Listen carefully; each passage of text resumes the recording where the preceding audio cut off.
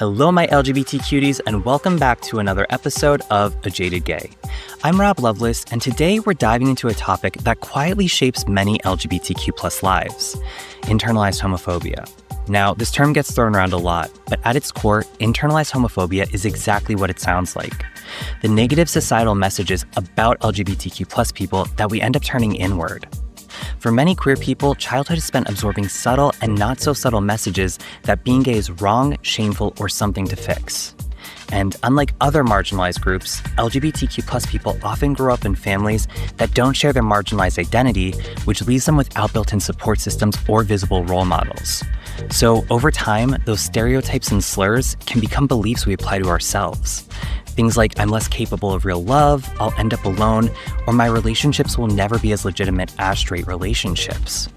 Research from the 90s, which is dated but still foundational, identified 4 key dimensions of internalized homophobia: publicly identifying as gay, perceived stigma, feeling comfortable in LGBTQ plus spaces, and believing that being gay is morally acceptable. And these beliefs don't just live in our heads, they influence how we show up in the world.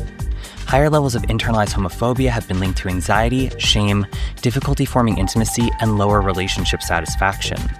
Some LGBTQ plus people may avoid deeper connections, feel unworthy of long-term love, or assume that fulfilling relationships aren't for people like them. And even beyond dating, internalized homophobia can distance us from friends, family, and community because when we don't fully accept ourselves, it becomes difficult to let others fully know us. But the good news, internalized homophobia isn't a life sentence. Therapists and researchers consistently emphasize that it's part of a developmental process, and that with visibility, community, and support, many people move toward healthier self-acceptance over time. So how do we start shifting those ingrained beliefs? Well, there are a few key steps that go a long way. First, build your community. Finding LGBTQ plus friends, mentors, or groups, even online, helps replace old narratives with healthier new ones. Next, treat others in the community with care. We're all navigating the same system, and lifting each other up reduces harm for everyone. Work with LGBTQ plus affirming therapists or coaches, since professional support can make a huge difference in unpacking shame. Also, be sure to practice self-compassion.